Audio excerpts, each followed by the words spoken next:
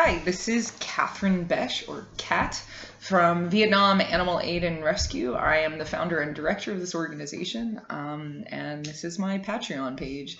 I just want to give you guys a little intro about who I am and what I do and how I got to that point.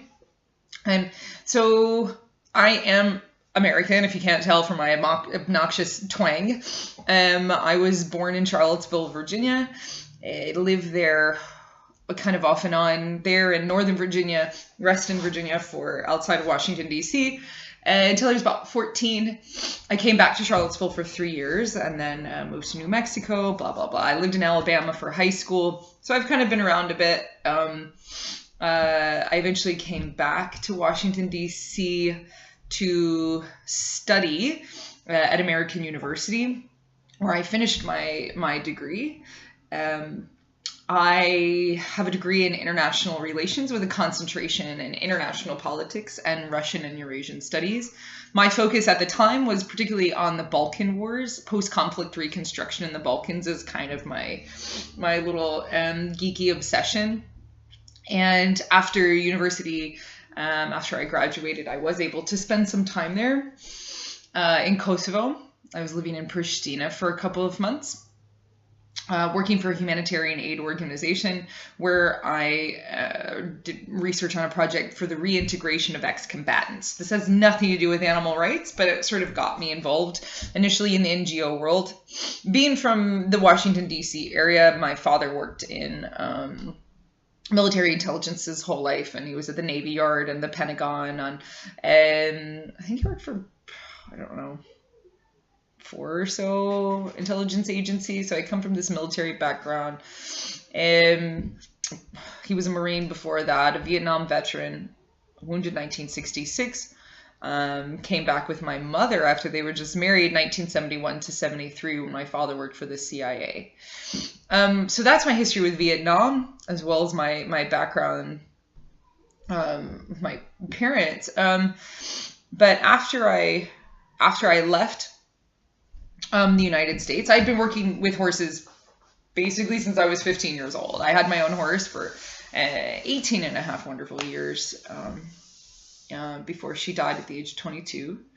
But I had been working with horses, and I had been managing stables and riding young horses, the babies, the greenies, and whatever, and getting them up and going. I'm not a superb rider, but I'm pretty solid, or was. I don't ride horses anymore. As a vegan, I don't believe in using animals for entertainment. I do still love horses.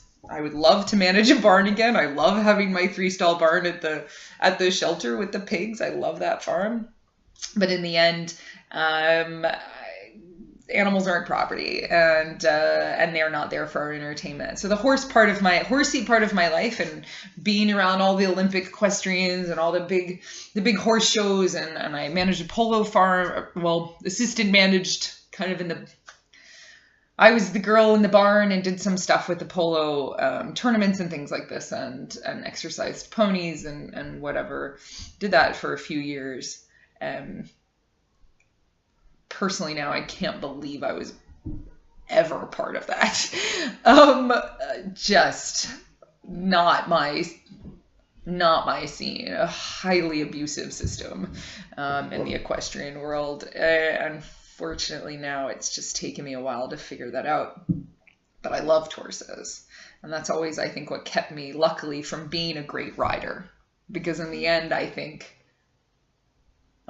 being at the top of your game in the equestrian world means putting horses as a second priority to your ego. So that was a bit of an issue. But I loved being around them, and I still do. And I just have always worked with, I've had great relationships with my equine vets. I worked for a veterinarian in New Mexico when I was living on an Air Force base there, Holloman Air Force Base, with my first husband. So I have mostly a large animal background. I worked for rescues as a volunteer in the U.S. and Alabama. I just kind of have always moved around. I started traveling when I was 26, and I kind of forgot to stop. And I've had this great experience working with such amazing veterinarians and really top level animal professionals, and really amazing facilities. And I've always sort of kept that in the back of my head, that that's the standard that I want to keep all of my animals at, regardless of where I am on the planet. And, so back to my international life, I moved to, so I was in Kosovo for a couple of months, moved back to the States, married my second husband, who I met in Kosovo. He's Polish. We moved to Poland. And then I worked as an English teacher there in a town in the south called Novi Targ. And then we left there, moved to France, got robbed badly there, and so we left France, moved to Holland, couldn't find jobs that paid for us to live in an expensive country like that, moved back to Poland, and then was back in the States for a few months, then decided to move to Mongolia.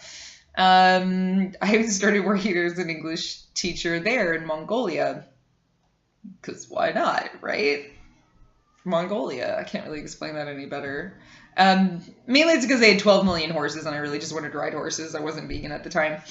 So yeah, somebody forgot to mention how horrible it is to live in the coldest capital city on the planet, where temperatures were regularly -30s to -40, in the countryside up to -50. It's an unpleasant environment, on top of the pollution, the violence, and the general isolation.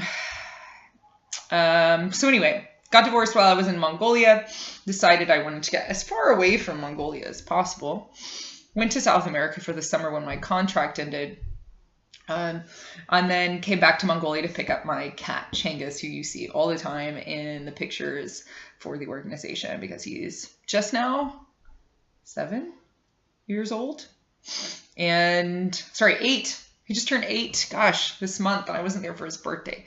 And so he lives there, and he's kind of the king of everything. Went back to Mongolia, got my cat, went to the States, changed my passport and all my bank stuff, moved to Vietnam. Planned on staying in Vietnam for 6 months, maybe. I just wanted to be on a beach. I was freelance writing, and I had started my master's degree online, so I was able to get student loans and kind of live on that in an inexpensive country like Vietnam. So my master's degree that I did work on for, I guess, 3 years while living in Hoi An, remotely, is in emergency and disaster management. So I focused on animals and disaster, and really wanted to make that kind of the centerpiece of the organization at some point. And really just, when you own a shelter and a vet clinic, that unfortunately derails every other project you ever planned. So the animals and disaster is something that I academically specialized in, but I've not been able to work in professionally, unfortunately, even though I have my own organization. So that's my academic and travel background. I do have a bit of an addiction to travel. I get around. I think it's the only thing I'm really good at, maybe. I guess I just like to be dropped in places and to work things out. I'm a really good problem solver on the ground like that, and I think that's sort of what that skill has lent itself to the organization's activities for sure, and made me feel that within, a year of living in Vietnam, that I should start an animal rescue. That was silly, but I don't regret it. I'm just dealing with the after effects of it. It's a bit of a hangover. Because at the time I had just gone vegan, and I had started to kind of see the situation, but was unaware of how to fix it. And the one thing I knew is that I have so much experience hands-on with animals and facility management and top equestrian facilities where everything is just like working with the best vets in the country, the Olympic vets, just having access to all of that made me feel that I was qualified to take care of the millions of kittens that everybody wants to drop on you in a country where there are no veterinarians. And so that's how the organization started. As most people do, they think they know more than they do, and then they kind of get deep in it. I was never a professional fundraiser. I certainly am not now. It's actually the worst part about my job. By far, I can't stand any part of it. I do very much enjoy hands-on work, but I believe my strength is in the program management for long-term strategies and things like this, and being able to understand the political, cultural, social situation in Vietnam that makes that has to be built into the design of a program. So my experience in international development is what lends itself to the organization being more of a development organization than a rescue. At least that's what I would like it to be, but until we have the funding to lower the numbers of animals in the organization as far as individual rescue is concerned, and be able to focus more on the bigger projects like the mass sterilization projects, the veterinary capacity building, which has a social enterprise element to it, which would be then self-funding. And of course, animal rights education. Our education programs that we've done with school children have been widely successful, very popular. We've had a lot of really great reviews on that, them coming to the shelter and the farm sanctuary and being able to meet these animals up close and learn a lot more about not just dogs and cats, but how all animals are so closely related and how we are related as humans to them as well, because that's something children have an ability to connect with far better than adults do. We even talk a little bit about the environment and things like this. So that's kind of my bread and butter. Those are the things that I most enjoy. I enjoy writing. I enjoy giving public appearances and things like this. I like doing the things where I'm able to engage with people who have a lot of questions about what our situation is specifically in Vietnam, because people have a tendency to think it's all the same everywhere, and it's not by a long shot. And being there for 6 years, I do have a lot more experience in that country than most people, especially considering I have moved from the concept of, let's get animal cruelty laws to let's change society. Because in a country lacking the rule of law, which is something you see on a daily basis, living in Vietnam on the ground, as opposed to being in an office sitting someplace in DC or Los Angeles or Sydney, wherever, is that you can't rely upon legislation to change society. Or economics, for that matter. It's particularly when you're in a country like Vietnam that is so severely corrupt in every facet of the political structure. It's just not worth it. So these are the things I enjoy the most. I'd like to be able to spend more time doing that. At the same time, the shelter needs to be taken care of, and we need to reduce the numbers of animals by working on adoption, and definitely moving to Hanoi. Hanoi is really the only place where this is going to develop. Because we lost our vet clinic in central Vietnam, we no longer have access to international vets, and thus we are unable to provide the care necessary to the animals that are with us as rescues. We have to get them out, or everything is a life-threatening problem. We